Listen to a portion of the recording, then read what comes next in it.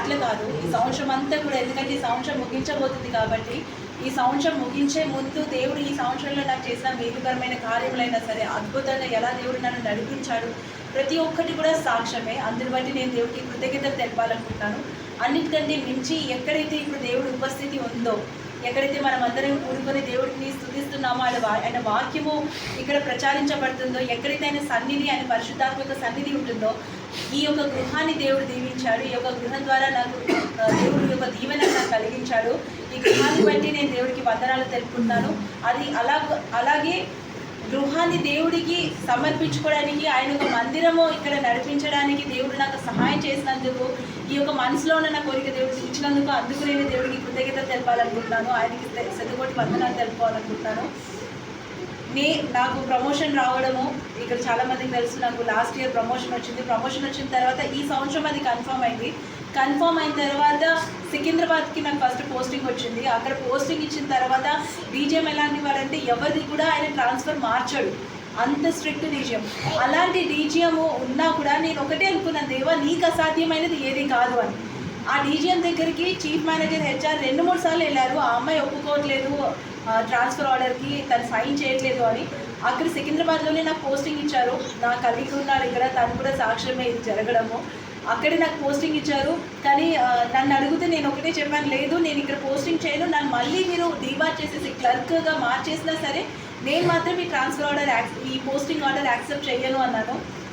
దేవుడు పైన ఆధారపడి, దేవుడి పైన ఆధారపడి, ఎందుకంటే తను ఒకవేళ ధిక్కరించి సరే నువ్వు క్లర్క్ అయిపోయావు అంటే అదొక దుఃఖమే నాకు.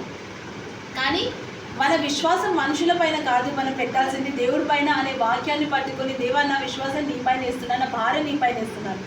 ఇంత దూరము నేను ట్రావెల్ చేసి వచ్చి నేను చేయడం నా కష్టం, నీకు తెలుసు నాకు సౌకర్యమైనది ఏది అని నీ పైన ఆధారపడుతున్నాను నేను. ఈ ప్రమోషన్ నువ్వు ఇచ్చిన దీవెన, ఇక్కడ దేవుడు ఇచ్చిన ఏ దీవెనలలో కూడా దుఃఖము కలిగి ఉండదని దేవుడు వాక్యం తెలుస్తుంది. ఆయన ఇచ్చిన ఏ వాగ్దానంలో కూడా దుఃఖం కలిగి ఉండదని, ఆయన వాగ్దానం అనుసారంగానే ఏ డీజీఎం అయితే ఎవరి మార్పులకి కూడా ఒప్పుకోవడం చాలా స్ట్రిక్టో, అలాంటి డీజీఎం 4 సార్లు చీఫ్ మేనేజర్ రీజనల్ మేనేజర్ వెళ్ళి అడిగినా కూడా ట్రాన్స్ఫర్ ఆర్డర్ మార్చడానికి ఒప్పుకోలేదు. అలాంటిది ఒకరోజు సడన్గా నన్ను చీఫ్ మేనేజర్ హెచ్ఆర్ పిలిచి, అమ్మ నిజంగా చాలా లక్కీ, అసలు ఎవరిని కూడా ట్రాన్స్ఫర్ ఆర్డర్ మార్చలేదు, ఒక బ్లైండ్ అమ్మాయికి ఇచ్చిన ట్రాన్స్ఫర్ ఆర్డర్ కూడా మార్చలేదు, 2 బ్లైండ్ అమ్మాయికి నాగూర్లో ఉండే వాళ్ళకి సికింద్రాబాద్ ఇచ్చారు, వాళ్ళది కూడా ఎన్నిసార్లు రిక్వెస్ట్ చేసినా మార్చలేదు. అలాగే ఎక్కడో వికారాబాద్లో ఎక్కడో ఎల్బీ నగర్ సైడ్ జాబ్ చేసి అతనికి వికారాబాద్ పోస్టింగ్ ఇచ్చారు, అది కూడా మార్చలేదు. అలాంటి డీజీఎం నన్ను కలవలేదు, నన్ను చూడలేదు.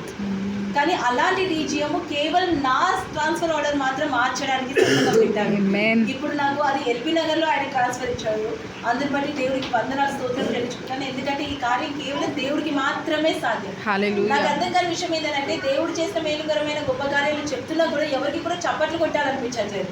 అది నిజంగా ఆశ్చర్యకరంగా, ఎందుకంటే దేవుడు చేశాడు అని అంటే ఆ ఉత్సాహం నాకు చెప్పేటప్పుడు నాలో వస్తుంది. ఇన్ని రోజులు నేను పోస్టింగ్ వచ్చినా చేసినా కూడా నాకు అంటే ఇప్పటికీ కూడా ఏదైనా సాక్ష్యం ఉందని పాస్టర్ అన్నప్పుడు ఇప్పుడు ఏం జరగలేదు అనిపించినా కూడా, అరే ఇప్పుడు ఏం జరగకపోయినా కూడా సంవత్సరం అంతా దేవుడు ఎంత గొప్పగా దీవించాడు, అవన్నీ గుర్తు చేసుకుంటేనే సంతోషం ఆగట్లేదు. అట్లాంటిది సాక్ష్యం పంచుకుంటునేటప్పుడు ఏదో సాడ్ స్టోరీ నడుస్తున్నట్టుగా ఎవరిలో ఏ చరణం లేదు, ఎవరు కూడా రియాక్ట్ అవ్వట్లేదు అని అంటే మన హృదయాలు ఎలా ఉన్నాయి దేవుడి సమక్షంలో అనేది నిజంగా మనం పరీక్షించుకోవాల్సిన విషయం. దేవుడికి అందుని బట్టి వందనాలు తెలుపుకుంటున్నాను. డివోర్స్ అయిన తర్వాత నేను ఏ ఫంక్షన్స్కి కూడా, ఏ పెళ్ళిళ్ళకి కూడా నేను వెళ్ళడం మానేసి అనుకుంటున్నా. చాలా బ్రేక్ అయిపోయి ఉండే లోపల నుండి, చాలా అంటే చాలా విరిగిపోయాను అనమాట.